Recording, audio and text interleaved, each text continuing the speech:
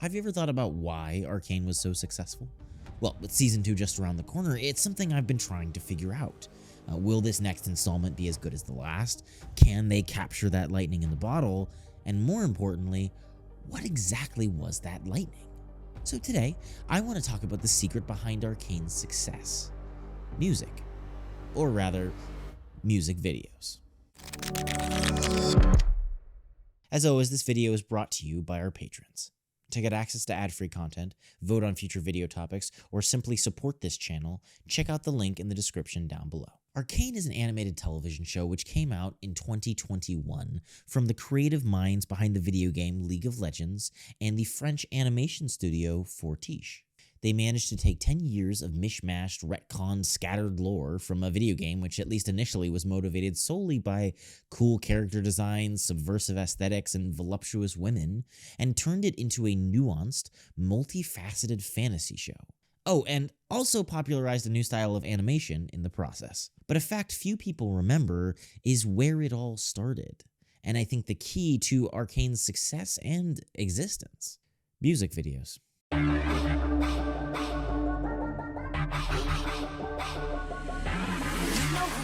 This might sound strange, but if you go back to the origins of League of Legends, one of the most prominent features of their brand was the music. Not simply the music within the game itself, but songs created around the game, starting with the song Warriors by Imagine Dragons, released in 2015 and debuting at their International Gaming Championship events known as Worlds.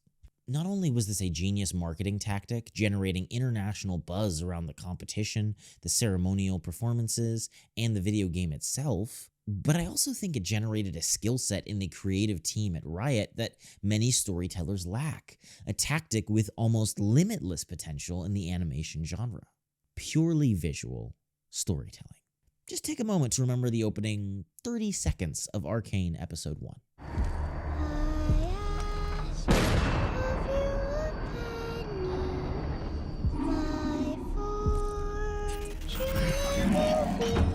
The hint of impending doom, the sisterly bond of Powder and Vi, the conflicts between the Undercity and Piltover, and the restrained violence of Vander.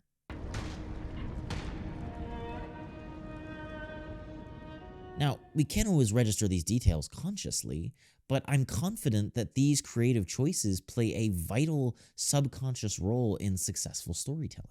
See, with each song the company released, there was an animated music video created along with it. And as the fan base of League of Legends slowly grew, the complexity of these animations also grew. They became key communicators of the lore, story, and backstories of Runeterra and its many champions. Fans would revel at the opportunity to see their favorite character come to life, even for a few seconds of fully realized animation. And all of this without a word of dialogue.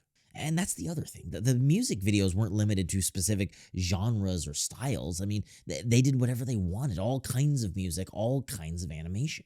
In fact, the creation of the music video Get Jinxed back in 2015 was the first time Riot began working with Fortiche, developing a creative relationship and fleshing out the unique 2D, 3D style animation we associate with Arcane today. It's not a perfect analogy, but I like to think of story as a sort of Russian nesting doll, layering miniature narratives on top of one another. Each scene is a small movie, each chapter is a small book. And while it's not a foolproof approach, it ensures that every moment of your plot has both purpose and movement. Because the creators of Arcane had so much practice with visual storytelling, they brought this intense attention to detail into the show itself, resulting in subtle characters and a rich world. They treated each moment, each scene, each interaction like a mini story, like a mini music video, and built the narrative up from there. And it's this attention to detail that acts as the glue, holding all of these various storytelling components together. To go even further, the creatives themselves talked about the idea of having a music video for each and every episode as sort of an homage to the more musical side of the League of Legends brand. Oh, right. And then there's the music itself, bringing singers like Sting, Bia Miller, and Imagine Dragons all together on the same soundtrack. I mean, we take this for granted, but how does that even work? It's interesting to note that while the visual storytelling was largely honed by the creation of music videos, the incorporation of music video style story sequences went both ways. It improved the fundamental skills of storytelling and allowed an opening for the inclusion of, full-blown pop songs. They even had the composers score not just the soundtrack to the animation, but the actual pop songs to it, allowing for a kind of unique degree of integration with the narrative, the scenes, and the overall plot. We always wanted to make music part of the development from the very beginning instead of just this post-production phase, that it often is in film and television. Instead of having a song simply play over a scene, they worked it into the fabric of the narrative. Piltover music was filled with strings, classical European pieces to embody the extravagance and class, while Zaun had this pop-punk music to fit the attitude and aesthetic of the underworld. They took this musical duality even further, choosing to combine the two styles of music together for the most important moments, signifying that the conflicts and effects of these scenes would have a global impact on both cities. And the animation was the same. Not only do the clothes, hairstyles, voices, and actions match with the unlocked potential of animation, the creators of Arcane were able to make sure that every movement, every frame was appropriate for the scene and the character involved. And that, just like the different kinds of music, there was an effortless yet intentional combination of 2D and 3D styles. So when I watched this promotional clip featuring Vi, I kind of saw all of this play out before me.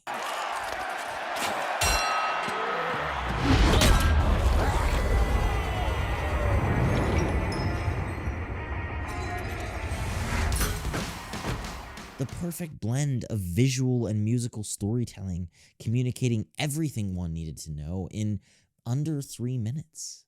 Vi is, she's in a rough place. Her rage, her brokenness, her ability to process loss and rejection, and her self-destruction, all on display. She seeks fights not for money or fame, but to forget, because when times get rough, all she knows is violence. A perfectly profound way to embody the pink-haired, metal-fisted champion from the game, and all without uttering a single word. There's a reason that there are so many videos and video essays about Arcane. Almost every aspect of the show can be analyzed and broken down to its simplest parts, because at every level of production, there is thought and intention. Every note played and every line drawn, informing the characters, world, and storyline. A masterpiece in precision.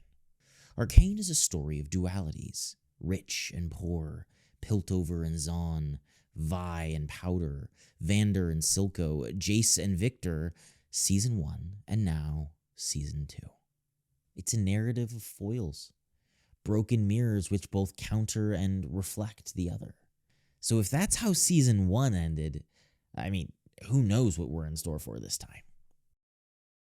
But these are just my thoughts and opinions on the matter. I would love to know what you guys think in the comments down below. What do you think the key to Arcane's success really was? Are you excited about Season 2? Are you nervous? Do you think it's going to be better, worse? I'm considering doing more videos about Arcane as the season comes out, but I would really love to know if that's something you guys would be interested in. So, let me know in the comments down below. And as always, no matter what you do, keep reading, keep writing, and I will see you all in the next video.